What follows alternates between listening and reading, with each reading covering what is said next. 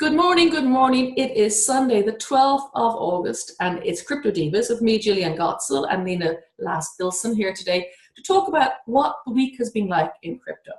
I guess we can't avoid the issue of the price. What do you think, Lena? I mean, like Yes. 18 billion.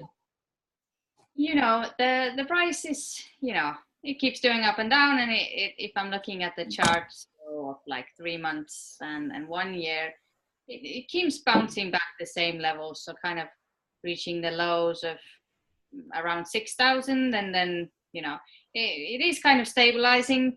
But I think for it to sort of go to the moon again, we need some really good news. So, for example, after the sort of the first biggest bubble, or one of the most, when Bitcoin really got popular, when it hit 1,000, after that it crashed down to 200. And what kind of started an uptrend was when the EU decided that Bitcoin transactions are exempt from VAT, and that's what sort of helped hit it off again. And then we started getting more people into it.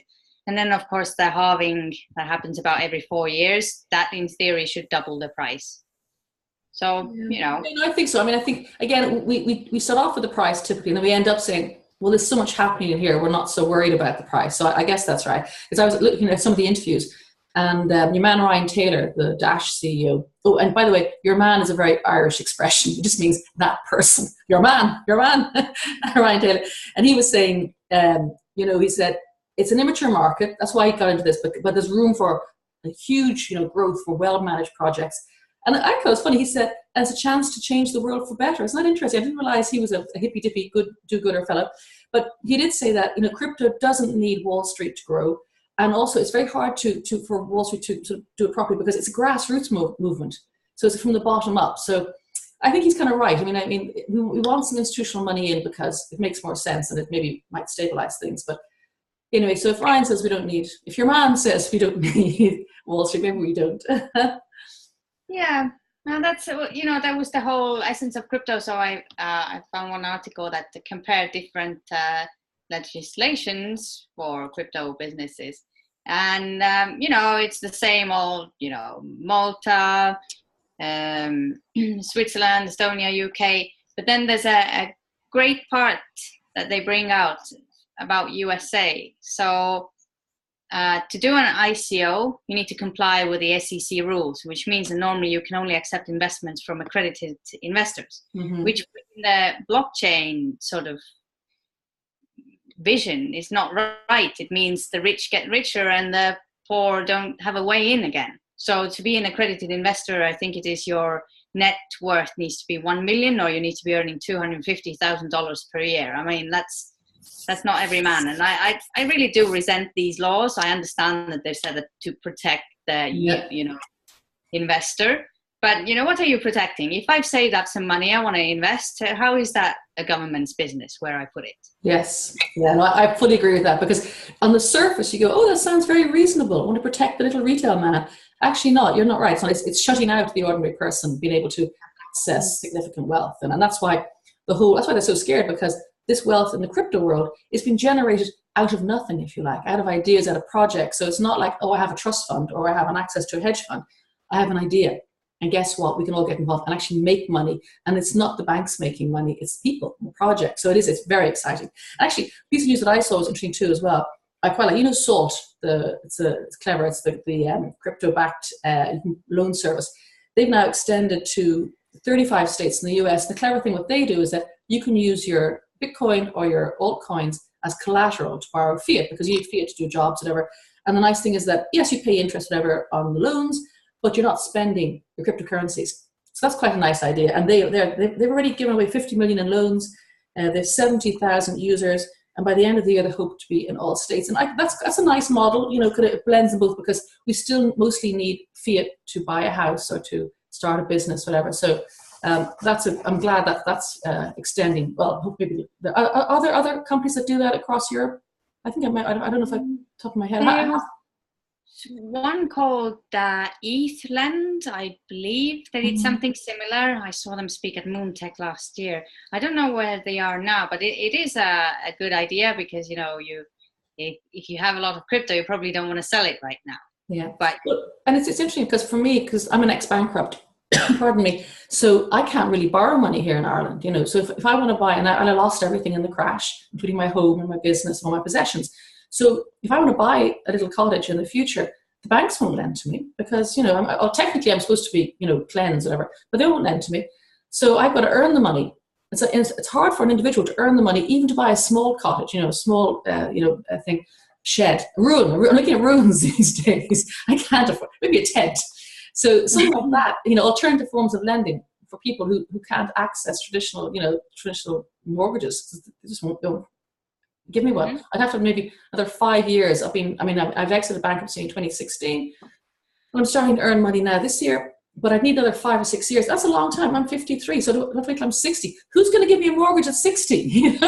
That's, looking at my life expectancy and going, So things like that are of interest to people like me and people who are unbanked. Although I'm not unbanked, I obviously have access to the banking system. The net effect of what's happened in my life and my age means that I'm pretty much unbanked when it comes to raising money in normal forms of finance. So, yeah. And there's even US numbers of people unbanked or underbanked are very high. And you would think, that the greatest country in the world, but there's about 20% of people who don't have basic banking access. Yeah. A checking account or just have to deal in cash. It's weird. Frightening. Yeah, frightening. So let's see more of some interesting stuff I found. So the guy who is heading the Facebook blockchain, yes, he has left the Coinbase board. I saw that. Yeah, so they're saying they're avoiding the appearance of conflict of interest. But then on the other side, there's some rumors that Facebook may want to acquire Coinbase. So watch out. Yes. Yeah, I saw that too. Or they're either going to launch their own exchange, launch a wallet, they're going to launch micropayments, or they're just going to buy Coinbase. Yeah, so that's interesting space, isn't it? Yes. So yeah, you think, at some point when all these scandals recently, the Cambridge Analytica and all that stuff, and Facebook stocks plummeting, I thought, okay, maybe this era is starting to slowly end, but because they've raked up so much money now, it's kind of too big to fail. They'll just sort of keep trying new things, I suppose. We're not seeing the end of them soon. No, they're still giants. I did see a nice piece of news about, interesting again, a crossover with BitMe, which is, of course, the biggest crypto conglomerate. Their revenue was 2.5 billion last year. They manufacture Bitcoin mining equipment, they rent mining equipment, and they have mining pools. But they've already raised $1 billion in the first funding round, and now they're going to go for an IPO, looking to raise an offering of 18 billion. So that's huge. And I think it's the first ever crypto company to go for a full-on IPO for 18 billion. So that's, and also it's nice too as well. They have a factory in the US and they employ 400 staff. So that's, I quite like that sort of blended thing as well. They're employing people because they're a Chinese company, aren't they? Yes, they are Chinese. Yeah. So, but it's kind of nice that you see this sort of going. Okay, that's it means like you've had 5 years of it. At your dinner party, people saying, "Yeah, Lena, isn't it a Ponzi scheme? It's a Ponzi scheme. It's a Ponzi scheme." So quite nice to say, actually, no, it's not a Ponzi scheme, and people are behind it. So I like this kind of news. It's not, it doesn't impact me, but it might impact the whole industry instead. Well, yeah, but on the other, these numbers are crazy, and if they close that round, it looks like they will have a higher valuation than Facebook. Wow, which is pretty cool. I'm happy with that. Yeah, me too. And then I saw education in South Korea, the Ministry of Science and ICT. They've added, they're trying to teach young people. I've been talking about this recently actually with other clients, because our educational system nowadays, it was invented by Bismarck originally to fast track the training of troops, brought in in the industrial era to create compliant workers to work on the factory lines. That's why you always sit down, in rows. You got blocks of 40 minutes. You don't talk. The teacher puts content into you, all that crazy stuff. And that's supposed to produce kids who are capable of, living and working in this modern world. For starters, half the jobs we have now will not exist when they come out. And secondly, there'll be so many jobs that we can't even imagine. Isn't that scary? Well, it's interesting and fascinating, but there are jobs out there that We have no idea what they are at the moment. We can't even imagine them. So they're saying they've added to AI, big data, cloud, VR, AR, and autonomous cars and drones, blockchain, because they want to educate their youth. So I think that's a very strong signal to send out. And not everybody, of course, wants to be a blockchain whiz, but if you're not teaching just different ways of teaching our youth, I mean, people who are starting school now, they'll retire in 2070 or something like that. What will the world be like in 2070? I mean, I'll be long gone. It's like, wow. So I think education is huge in this area, not just for the blockchain, just for what the world will look like, 10 years time, 20 years time. So that's good to hear. Yeah, it is pretty good that it's moving that way, definitely. Oh, I found one. So IOTA, they came with a big promise. Things were going really well at first. I made a lot of money off them. Because their price went from 30 cents, I believe, last September to about $6. But now it's back in the cents. And this is quite the example of tech guys who necessarily maybe perhaps don't have the business sort of state of mind. I'm not saying that tech guys can't run the business, but it's just some people are not good at business. Like I can't build systems. I can't code. Not my thing. So, and sadly, a lot of arrogance comes from having all this knowledge in tech, and they think that this knowledge on its own is enough to take everything to the moon.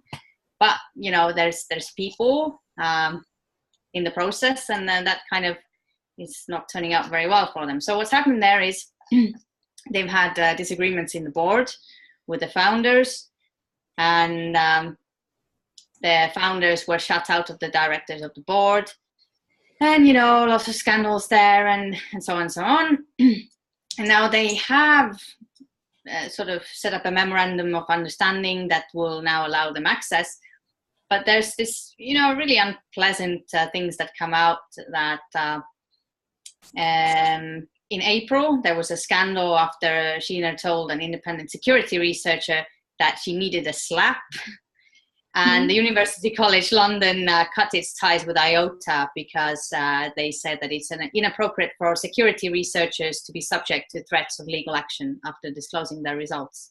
So it's kind of this, no, you can't research us, we're better than anything. That just doesn't fly. Do they have some early problems where they said that they were partners with like big companies? It turned out there was like MOUs, but not actual partnerships. Didn't they? That was even better. They said that they had partnered with Microsoft. Yes. Everyone's like, oh, fantastic. But turns out that they were using Microsoft's cloud services. So not quite. Not really. Yeah.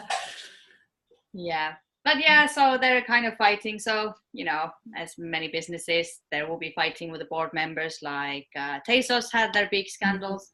But it seems the problem with IOTA is, there have been many rumors that the promises aren't realistic, that the tech can't do what it says it does. I like the idea of it, the free Internet of Things coin. So, for example, your fridge can, figure out what is missing from it and order the stuff online and, do it all in microtransactions. Or also, I went to Money 2020 last year in Las Vegas, and there was an interesting talk by the CEO of Abra. They are a crypto wallet. And they said that, we will potentially soon, they've signed a deal with Foxconn, and potentially the sort of leasing or buying things off credit will become useless because you will essentially rent the devices and pay as you go. So you can use, let's say, something like IOTA. You get yourself a washing machine, and every time you want to use it, you kind of top it up with the microtransactions. Yeah. And then you want another one, you take this one back. Yeah. So, yeah. Yeah, no, because actually another friend of mine, we were discussing that too as well, the whole idea that ownership, it won't be such a thing. Like if you want a car, and even now people just hire cars, especially in cities, you can just pick up your car and use it for a couple of hours. So, will you actually own a car, or will you just have fractional time in it when you need it? Because if you think about it, if you do buy a rather snazzy car, it sits on the drive half the time, or you drive to work and it sits in work half the time. So Like, why do we need to own them outright? Why not just have a part of one? And even just have a nice car. It doesn't have to be, horrible little dinky ones. But speaking of angst in the marketplace, this morning I was reading about Binance. There's a couple of things going on. Expanse said that they were conned out of money. They paid 400 Bitcoin to get a listing. And then CZ came back and said, it was a fake ID, you were scammed, you can't blame me. And then Cycling, and I work for Cycling, they're a huge company all in the clean energy area with transport in particular. They said that they actually, had conversations going backwards and forwards and they missed the listing date. So there's a lot of aggro, and I'm hoping it can be solved out, because you don't want to see, the Cycling that I work for, they're a really good company, and I love Binance because I love CZ. So I'm hoping they can sort it out, whatever I'm going to call it a miscommunication. I sound like Trump now, don't I?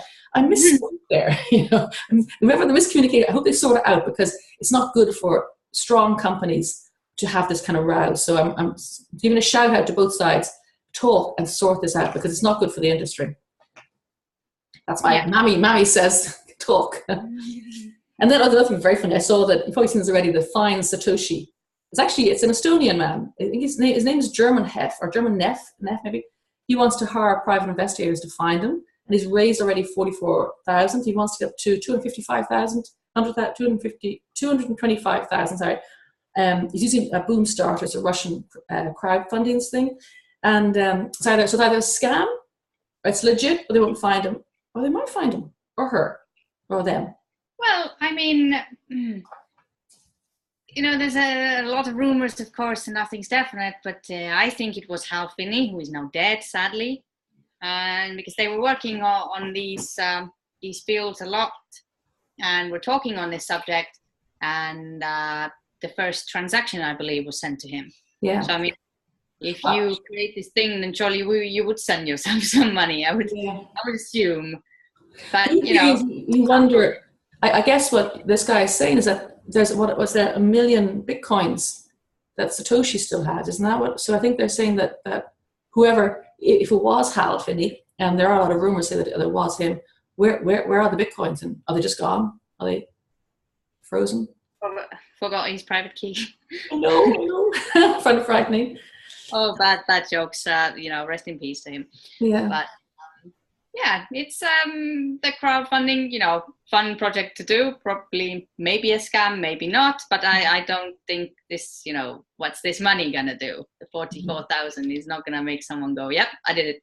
Or probably, maybe it is gonna make someone say that. And then, probably. Yes, that's me. It's me. Yeah.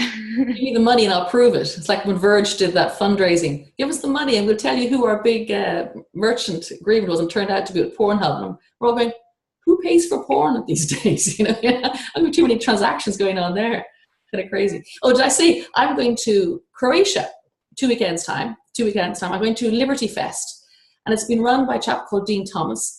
He's working with Tomas Tesla, the grandson of Nikolai Tesla.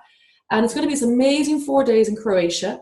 And it's going to be all about sustainable power, building on Tesla's inheritance, empowerment, and there's going to be obviously blockchain. And there's going to be all these DJs coming in from Ibiza. So it's going to be this big rave. And I'm laughing, saying to friends, I learned to dance in the 80s. So I'm like, oh, disco. Can you imagine me trying to dance to all these cool DJs and Ibiza, things. Oh, well, it's just dancing. I think people think too much about it sometimes. Yeah, I don't know. Well, my children give me such stick because on rare occasions where we might be at a wedding together, there's dancing. They, Mom, I'm like, isn't that how you do it? I don't know. I can't do all this cool stuff they do, or I don't know. I can't do that. Oh dear. So what do you? I saw there's a blockchain cruise that is actually going to Ibiza as well. I looked into that. I think that's starting very soon or beginning of September. Yes. Something like that. I was supposed to go on that actually, but I'm booked elsewhere. Oh yeah, because that's supposed to be amazing. Yeah, that sounds like a fabulous event. And I was going to go, but it clashed with my going to Burgundy to this conference, so I can't do it. Yeah, I'm in Singapore then. I was also Ibiza. Yeah. So that's all my news for this week. Do you have any other news? Let me just have a quick look. No, I think we covered all of it. The main one for me was the Bitmain as well, and the Facebook and IOTA. stuff. So, it's been interesting as well, but seems like, another day in the office, even though I've been away on holidays. Nothing groundbreaking, nothing awful, nothing too great. It is what it is. Yeah, I think I agree with you. I mean, we're all busy. We're working hard, doing our stuff, working with our clients, doing our, getting the projects going. And the price of Bitcoin, just pass it. Let it sit for the moment, see what happens, and let it not worry us overly. Yeah, I mean, Bitcoin or not Bitcoin, if Bitcoin just crashes to nothingness, it doesn't mean that the whole blockchain world stops. Yeah, that's true. That's very true. So I think good week, interesting week. I was on holiday. Good week for me. Oh yeah, it was a good week for you. Lucky you. Okay, so we'll go with good week, I think. Brilliant. So until next week, and anyone who's watched this far, please like and subscribe. And you can share our content as well. We'd be very happy with that. Yeah, absolutely. And we'll see you next week. Bye. Bye.